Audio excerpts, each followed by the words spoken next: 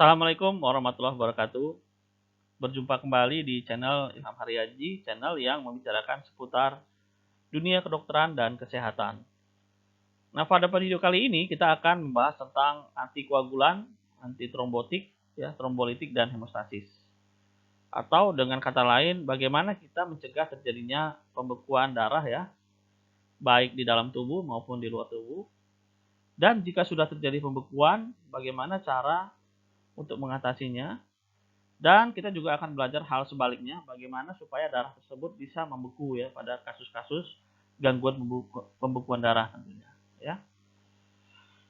Nah, sebelumnya jika Anda menemukan nanti video ini dalam menarik untuk Anda, tentunya Anda bisa subscribe video ini, kemudian Anda bisa membunyikan lonceng notifikasi, dan Anda juga bisa memberikan komentar-komentar yang membangun ataupun pertanyaan-pertanyaan, dan kita bisa diskusikan di kolom komentar. Baik, sebelum kita mempelajari tentang obat-obatan yang bisa menghambat atau mempengaruhi pembekuan darah, kita harus mengetahui dulu bagaimana histologi dari pembuluh darah itu sendiri. Nah, pembuluh darah manusia itu terdiri dari 3 lapisan secara umum ya. Jadi lapisan paling dalam disebut dengan tunika intima ya. Jadi tunika intima ini terbagi menjadi external elastic membrane ya kan. Kemudian ada smooth muscle ya, dan adanya sel endotel tentunya di sana ya. Jadi kita lihat di sini ada sel endotel ya, ada sel endotel. Kemudian ada basement membrane ya. Ini adalah bagian dari tunika intima. Disebut intima karena memang dia berdekatan dengan lumen ya, sangat intim, sangat dekat dengan lumen. Kemudian ada tunika media. Ya, biasanya di dalam tunika media ini terdapat internal elastic membrane ya, dan lamina propria ya, atau smooth muscle. Nah, biasanya ini adalah jaringan otot ya pada pembuluh darah itu sendiri. Kemudian ada tunika adventitia. Jadi tunika adventitia ini adalah bagian terluar dari pembuluh darah. Ya, biasanya terdiri dari jaringan pendukung seperti adanya vasa vasorum dan adanya sarafan. Jadi vasa vasorum adalah pembuluh darahnya pembuluh darah. Jadi pembuluh darah besar sendiri itu memiliki pembuluh darah juga untuk memberikan nutrisi pada strukturnya ya. Jadi pembuluh darah disebut dengan vasa vasorum. Nah, jadi kita harus mengerti dulu bagaimana struktur dari pembuluh darah ini sendiri sebelum kita mempelajari lebih jauh tentang bagaimana kita mengendalikan pembekuan darah. Kenapa? Karena memang nantinya struktur ini sangat terkait juga ya dengan bagaimana proses pembekuan darah itu terjadi.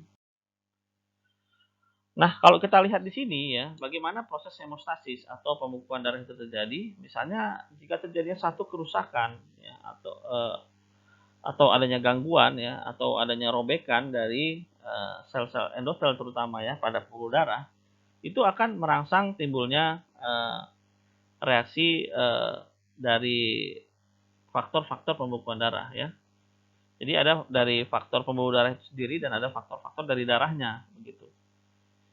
Ya, jadi pada saat terjadinya luka, ini sel endotel melepaskan endotelin ya, menyebabkan vasokonstriksi kalau kita lihat ya. Jadi kalau kita luka itu ya vasokonstriksi dulu, dia akan memperkecil aliran darah di sana ya. Kemudian kolagen terpapar, ini menyebabkan adesi trombosit ya kan. Kemudian terjadi trombosit teraktivasi. Ini menyebabkan perubahan bentuk dari trombosit sendiri. Kemudian ada reaksi pelepasan sehingga terjadi agregasi trombosit, kemudian menyebabkan sumbat hemostatik ya. Ini disebut dengan hemostasis primer. Ini adalah satu kondisi bagaimana menceritakan hubungan peran dari pembuluh darah dan sel-sel darah yang berada di dalam pembuluh darah itu sendiri di dalam proses hemostasis atau proses pembekuan darah ya. Nah, pokok bahasan yang akan kita bahas pada video kali ini adalah tentang hemostasis, kemudian antikoagulan, ya, ada heparin, antikoagulan oral, dan antikoagulan pengikat ion. Kemudian kita juga akan bahas tentang antitrombotik, ya, kemudian trombolitik dan hemostasis, ya, hemostatik lokal dan hemostatik sistemik. Nah, proses hemostatik ini melibatkan beberapa faktor, ya, merupakan proses penghentian pendarahan secara spontan pada pembuluh darah yang cedera. Jadi faktor-faktor apa saja yang terlibat di dalam pembekuan darah? Ini ada pembuluh darah itu sendiri menyebabkan vasokonstriksi, kemudian trombosit ini menyebabkan agregasi sumbat trombosit ya. Kemudian faktor pembekuan darah. Ini ada fibrin, nanti bisa kita lihat adanya faktor-faktor pembekuan darah yang juga berperan pada proses pembekuan darah ya. Nah, ini adalah proses faktor-faktor pembekuan darah yang saat ini dikenal ya. Ada kurang lebih 13 ya, dan ada yang tambahan-tambahan lainnya. Pada saat pendidikan tentunya ini harus sedikit Anda hafal ya, supaya Anda bisa mengetahui ya apa-apa saja yang menjadi faktor-faktor pembekuan darah tersebut. Nah, secara garis besar, proses pembekuan darah dibagi 3 tahap. Pertama, aktivasi tromboblastin ya, kemudian pembentukan trombin dari protrombin dan pembentukan fibrin dari fibrinogen. Nah, in vitro, aktivasi tromboblastin yang mengubah protrombin menjadi trombin terjadi dalam 2 mekanisme, yaitu mekanisme ekstrinsik dan mekanisme intrinsik. Nah, proses pembekuan akan dihentikan oleh sistem antikoagulan dan fibrinolitik dalam tubuh ya. Jadi tidak selamanya darah itu terus-terus membeku ya. Tentunya ada satu proses di mana jika perbaikan jaringan atau proses kerusakan pembuluh darah itu bisa ditangani, maka proses dari pembekuan darah ini harus dihentikan ya oleh sistem antikoagulan dan fibrinolitik dalam tubuh ya. Ini ada proses pembekuan darah tadi yang secara intrinsik dan secara ekstrinsik ya.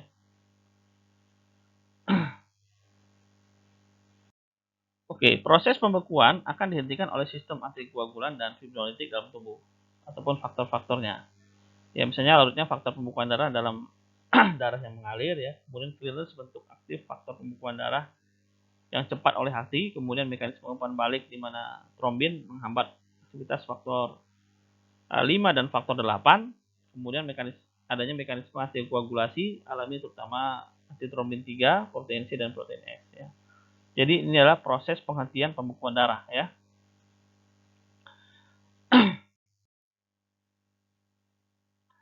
Nah, kita kenal beberapa zat-zatnya, misalnya antitrombin 3, suatu alfa 2 globulin plasma yang semula dikenal sebagai kofaktor heparin, merupakan inhibitor fisiologi yang utama terhadap trombin dan faktor pembekuan darah lainnya. Memiliki kadar normal dan diperlukan agar tidak terjadinya trombosis ya.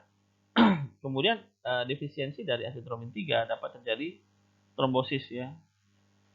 Misalnya pada kondisi herediter, sirosis dan sindrom nefrotik. Sementara protein C dan protein S ini sintesisnya tergantung dari vitamin K, kan?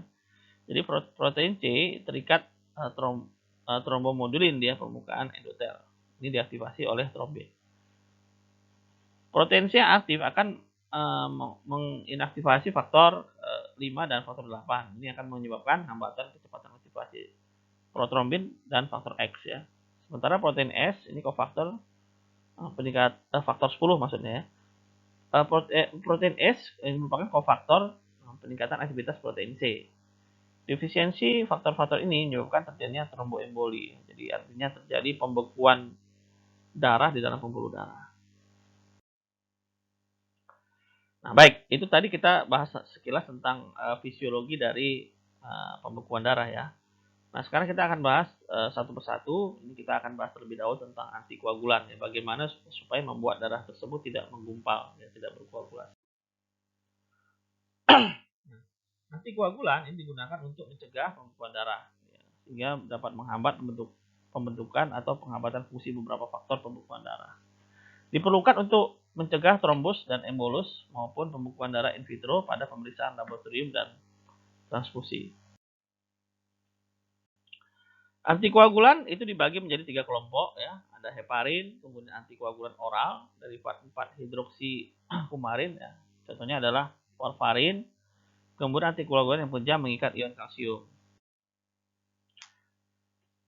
Nah, heparin ini merupakan zat disintesis dalam sel emas dan banyak terdapat di paru ya. Secara farmakodinamika, efek antikoagulan timbul karena ikatan dengan antitrombin 3, di mana bila ikatan ini terjadi maka akan terjadi aktivasi dari antitrombin 3 sampai 1000 kali ya. Untuk pemeriksaan darah tidak mengubah hasil pemeriksaan rutin kimia darah ya. Jadi makanya memang sering digunakan untuk pada saat kita akan melakukan spesimen darah ya untuk pengujian laboratorium. Efek lainnya menekan sekresi aldosteron, kemudian meningkatkan kadar tirosin bebas dalam plasma, menghambat aktivator fibrinolitik, kemudian dapat menghambat penyembuhan luka. Hati-hati pada kondisi luka ya. Kemudian dapat mempercepat penyembuhan luka bakar. Ini adalah mekanisme kerja heparin ya.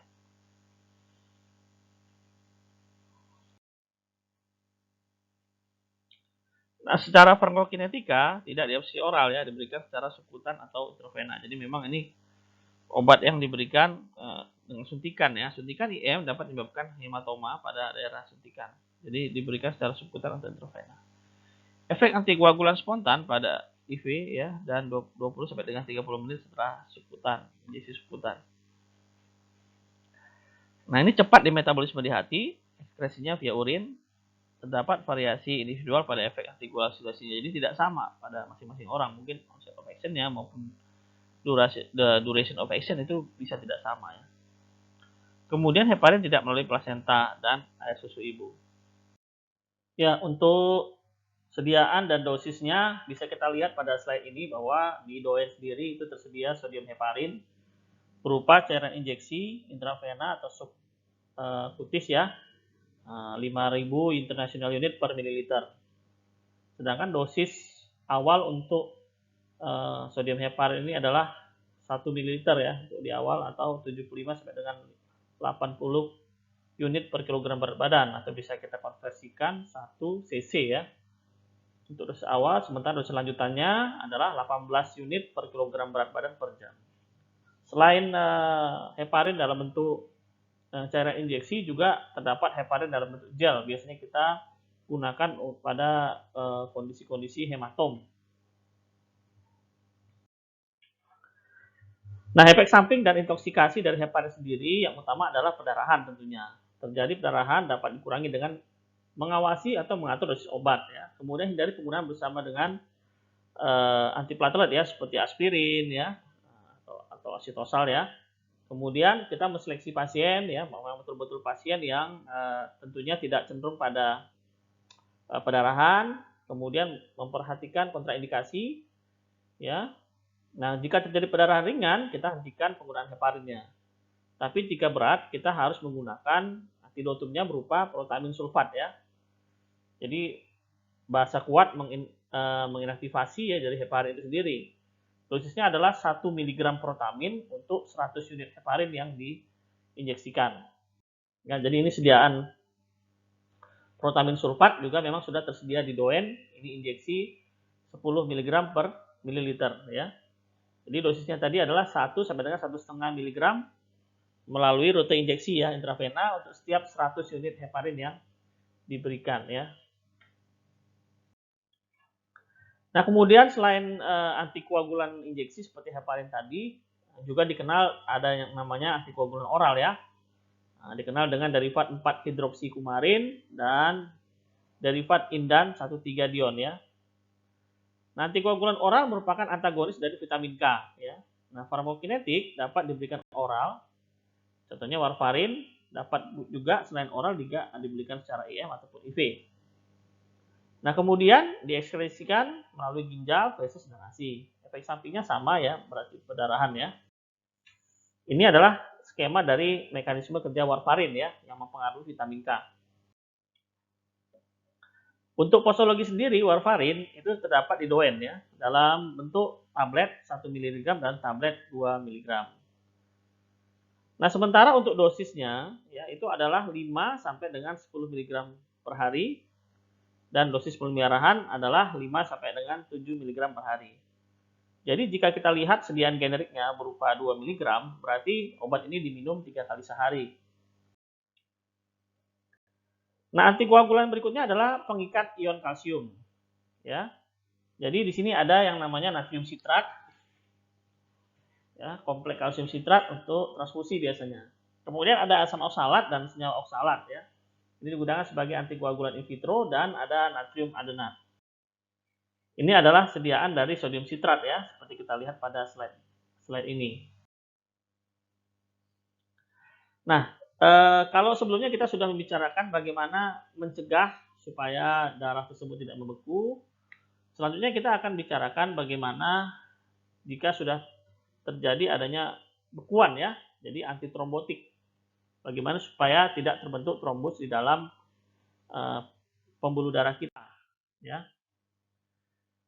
Nah, trombus kita ketahui bahwa ada keterlibatan dari sel platelet atau trombosit. Jadi antitrombus atau antitrombotik adalah obat yang menghambat agregasi trombotik. Terhambatnya pembentukan trombus ya. Nah, tujuannya itu adalah menghambat terbentuknya trombus. Kemudian asam asetil salisilat atau asetosal, kan? Kalau kita mengenalnya dengan nama aspirin, itu contoh salah satu dari antitrombotik yang sering digunakan. Mekanisme kerjanya menghambat sintesis tromboksan A2 ya dalam trombosit dan prostasilkin di pembuluh darah dengan menghambat secara irreversibel enzim siklooksigenase. Dosis efektifnya antara 80 sampai dengan 320 mg per hari. Jadi bisa diminum 1 sampai dengan 3 ya. 3 kali sehari ya. Nah, asam asetilsilat efek sampingnya gejala gastrointestinal, kemudian perdarahan saluran cerna, dapat mengganggu hemostasis pada tingkat operasi, kemudian tersedia asetosal atau aspirin 100 mg untuk mencegah trombosis pada pasien dengan risiko tinggi. Jadi memang ada kemasan-kemasan tertentu. Namun untuk di DON sendiri yang tersedia itu adalah asam asetilsilat tablet 80 mg ya dengan dosis 1 sampai dengan 4 tablet per hari. Kemudian kita mengenal juga antitrombotik lain seperti dipiridamol ya. Jadi mekanisme kerjanya menghambat ambilan dan metabolisme adenosin ya oleh eritrosit dan sel endotel pembuluh darah. Ya, hal ini akan menyebabkan tentunya kadar dalam plasma ya. Adenosin menghambat fungsi trombosit dan merangsang adenilat siklase yang memiliki efek sebagai vasodilator ya. Sering digunakan bersama dengan heparin pada pasien dengan kanker jantung buatan. Sering digunakan bersama aspirin dan pada infark miokard ya. Efek sampingnya sakit kepala, pusing, gejala gastrointestinal, dan dosis profilaksisnya adalah 400 mg. Memang obat ini tidak terdapat di DON ya. Tiklopidin juga seperti itu, obat ini juga tidak terdapat di DON, tapi kalau kita cari di apotek kemungkinan ada ya. Nah, kemudian ada obat lain yang juga sering digunakan, terutama pada kasus-kasus neurologis, ya, namanya clopidogrel. Nah, namun obat ini memang tidak terdapat pada daftar obat esensial nasional. Jadi clopidogrel mirip tiklopidin, namun efek samping lebih kecil ya. Jadi merupakan produk dengan mula kerja yang lambat. Dosis obatnya adalah 75 mg per hari, dosis maksimalnya adalah 300 mg per hari. Ini adalah contoh dari clopidogrel dengan kemasan tablet ya, 75 mg. Kemudian ada antitrombotik lain, contohnya ada beta blocker, ya kan? Di sini profilaksis infark miokard pasca infark pertama kali. Baik, kalau slide sebelumnya kita telah mempelajari bagaimana untuk tidak terjadinya trombus. Nah, sekarang kalau sudah terjadi trombus, bagaimana cara menghancurkan trombus tersebut? Nah, obat-obatan yang terlibat di dalamnya disebut dengan golongan trombolitik ya, atau penghancur trombus ya. Trombolitik melarutkan trombus yang telah terbentuk, diberikan sedini mungkin agar efektif ya. Indikasinya pada infark miokard akut ya, trombosis vena, emboli paru, melarutkan pembekuan darah pada katup jantung buatan, kemudian pada kateter intravena ya. Obat yang termasuk di dalamnya adalah streptokinase ya, urokinase, aktivator plasminogen, dan RTPA. Jadi sebelum kita memberikan terapi ini, tentunya kita harus monitoring terapi TT, PTT ya, thrombin time ya kan, APTT, HT, kadar fibrinogen dan trombosit ya.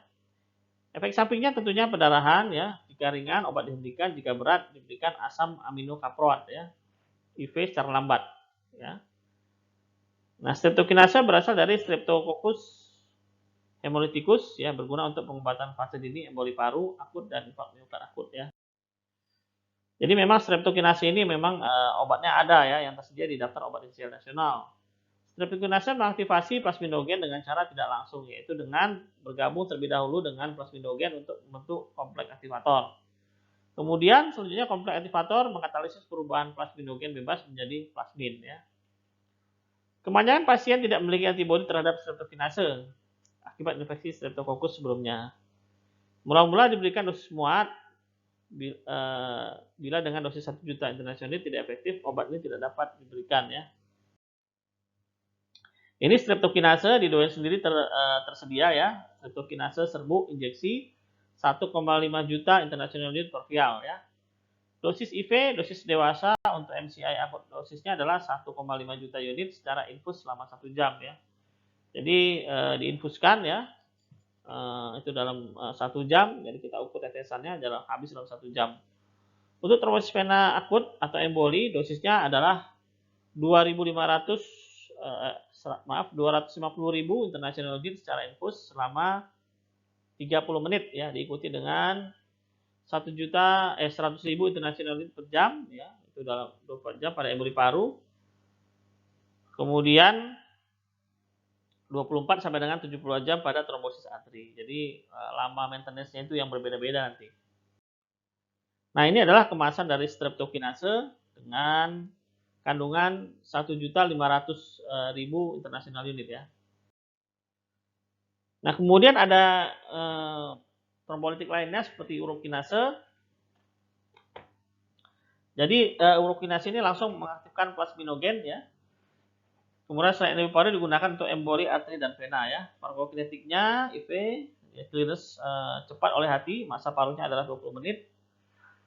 Sejumlah obat diekskresikan dalam padu dan urin ya. Dosis muatnya adalah 1000 sampai dengan 4500 international unit per kilogram berat badan IV, dilanjutkan dengan infus IV 4400 international unit per kilogram berat badan per jam. Ya, trombolitik berikutnya adalah asam aminokaproat. Ini sebenarnya bukan merupakan trombolitik tapi anti trombolitik ya, penawar spesifik dari urokinase. Dosis mulainya adalah 5 gram ya. Oral atau IV diikuti dengan 1,25 gram tiap jam sampai perdarahan teratasi. Dosis tidak boleh lebih dari 30 gram per 24 jam. Penyuntikan IV yang cepat itu bisa menyebabkan hipotensi, bradikardi dan terjadinya satu aritmia ya. Kemudian ada juga tisu plasminogen activator atau TPA. Bekerja selektif terhadap bekuan pada dalam fibrin ya. Secara farmakokinetik, masa paruhnya 5 sampai dengan 10 menit dan di metabolisme di hati. Dosisnya ya, ateplase IV 60 mg pada jam pertama, selanjutnya 40 mg diberikan dengan kecepatan 20 mg per jam ya. Kemudian reteplase 2 kali 10 unit diberikan secara suntikan bolus IV dengan interval 30 menit. Efek sampingnya yaitu pendarahan ya. Nah, kemudian berikutnya kita akan membahas tentang hemostatik ya. Jadi obat zat-zat atau obat yang bisa menghentikan pendarahan yang meliputi daerah yang luas. Jadi dari hemostatik sistemik dan hemostatik lokal ya. Jadi hemostatik lokal ini ada hemostatik serat ya, menghentikan pendarahan dengan pembentukan suatu bekuan buatan atau memberikan jala serat yang mempermudah pembekuan bila diletakkan langsung pada permukaan yang berdarah ya. Dengan kontak pada permukaan asing maka trombosit pecah dan membebaskan faktor yang memulai proses pembekuan darah. Nah, ini efektif hanya pada perdarahan kecil ya. Termasuk kelompok ini adalah ada spon, gelatin, oksisel ya. Kemudian ada human fibrin foam. Ini contohnya. Kemudian ada juga astrigen ya, mengendapkan protein darah. Ini perdarahan dapat dihentikan, disebut juga stiptik. Yang termasuk golongan ini adalah veriklorida, nitras argenti, asam tanat ya, digunakan untuk perdarahan pada kapilier ya. Kemudian ada koagulan, ini menimbulkan hemostatik dengan 2 cara, yaitu dengan mempercepat perubahan protrombin menjadi trombin dan secara langsung mengumpulkan fibrinogen ya, mengumpulkan fibrinogen. Kemudian ada merupakan aktivator protrombin ya dari ekstra otak dan bisa ular viper ya. Dapat digunakan pada pendarahan alveolus gigi ya. Ini kapas dibasahi dengan larutan koagula 1% dan ditekan. Kemudian hemostatik oral berikutnya adalah trombin ya dan vasokonstriktor seperti epinefrin dan norepinefrin. Kemudian ada juga vasopresin ya dari hipofisis. Ini contoh dari epinefrin ya. Bisa kita lihat pada gambar ini. Kemudian ada juga hemostatik sistemik ya. Apa itu? Saya transfusi darah ya.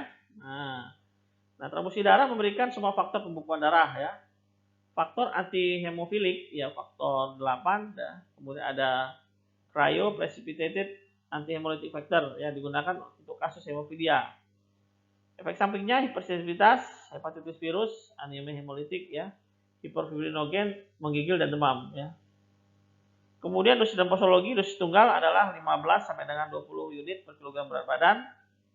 Udara ringan itu 10 unit per kilogram berat badan. Praoperasi pasien hemofilik 50% dari normal ya. Pasca bedah 20 sampai dengan 25% dari normal. Untuk 7 sampai dengan 10 hari tersedia dalam bentuk bubuk dan larutan untuk penggunaan lokal ya. Ini yang kita sebut dengan cryoprecipitated anti hemophilic factor ya. Kemudian hemostatik sistemik yang lainnya adalah vitamin K. Jadi vitamin K ini memang sering kita gunakan dan juga tersedia di DON. Namanya adalah phytomenadion ya. Jadi atau vitamin K1. Tersedia dalam tablet salut gula 10 mg, kemudian ada tablet injeksi 2 mg dan tablet injeksi 10 mg per mililiter. Dosis awalnya adalah 2,5 sampai dengan 25 mg. Dosis ini bisa ditingkatkan sampai dengan 25 sampai dengan 50 mg dan diulangi 12 sampai dengan 48 jam berikutnya ya. Kemudian ada asam aminokaproat ya, bisa kita baca di slide ini. Ini adalah bentuk dari vitamin K ya, atau phytomenadion ya, yang tersedia dalam bentuk generik ya. Kemudian selain itu ada asam tranexamat, ini juga obat yang sering digunakan walaupun tidak terdapat di DON ya, tapi biasanya di rumah sakit asam tranexamat ini sangat sering digunakan ya. Nah, jadi kesimpulannya dalam video kali ini adalah bahwa antikoagulan digunakan sebagai agen untuk menghentikan pembekuan darah alami guna kepentingan pemeriksaan darah maupun untuk mencegah koagulasi dalam pembuluh darah yang diakibatkan suatu penyakit ya. Kemudian antitrombotik yang digunakan sebagai agen untuk mencegah terjadinya trombosis dalam pembuluh darah. Sementara trombolitik digunakan sebagai penghancur trombus yang sudah terjadi ya. Dan hemostatik digunakan sebagai agen untuk menghentikan pendarahan. Ini adalah daftar pustaka yang saya gunakan untuk menyusun video ini. Dan saya ucapkan terima kasih bila Anda menemukan bahwa video ini bermanfaat untuk Anda. Anda bisa subscribe ya, dan Anda bisa bunyikan lonceng notifikasi sehingga Anda tidak ketinggalan dengan video-video yang kami sajikan berikutnya ya. Terima kasih sudah melihat video ini. Assalamualaikum warahmatullahi wabarakatuh.